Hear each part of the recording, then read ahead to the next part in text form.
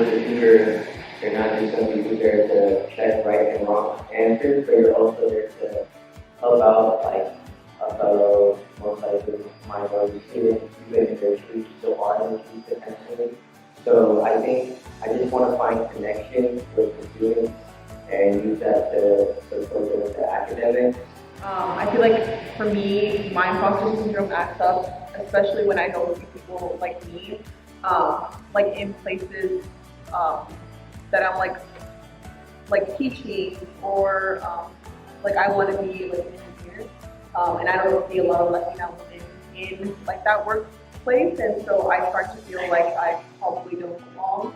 And so for like as a way to combat like good representation kind of help.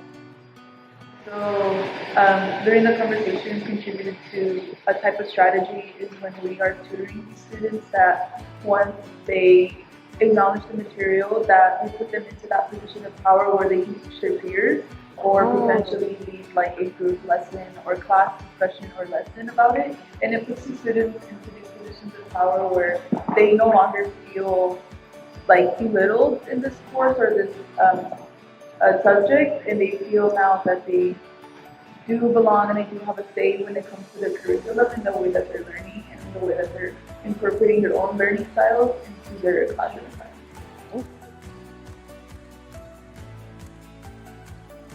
My advice is to understand another person's perspective like fully. You have to be careful how you cut the pie and analyze it.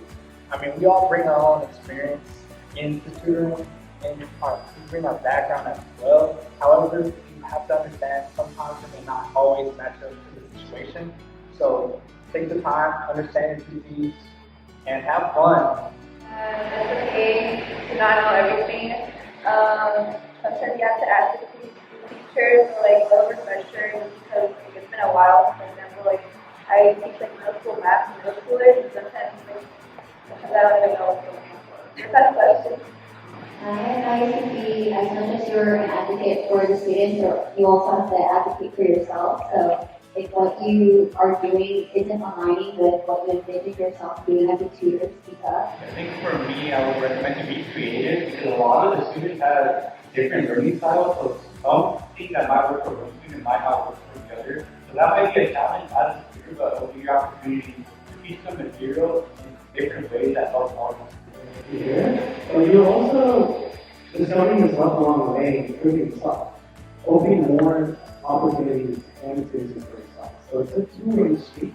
Rather than what thought in the beginning that this is just going to be a one-way street to accompany just talking students.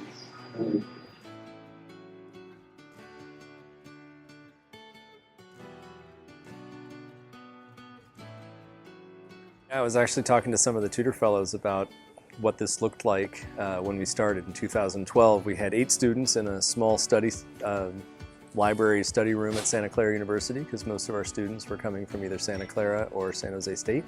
You know, for the first 2-3 years it was 8 students, 7 students, 8 students, 12 students. To see this, 53 students, 53 Tutor Fellows were in that room, and it's beyond anything I could have imagined when I started Elevate. My fundamental hope with Elevate is not only are we helping them bridge a financial gap if they have one, give them this teaching experience, hopefully making them stronger communicators, stronger empathizers, but we are, in all that, hopefully helping them become more employable, help them do better when they get that job outside of college, helping them succeed just in life in general. We see at Elevate, and the whole reason we do this is not just to get that piece of paper at the end. That piece of paper hopefully opens doors that allows them to get that first job, which allows them to get that second job and find themselves and find their careers. I mean, we see education as a game changer in terms of changing their lives.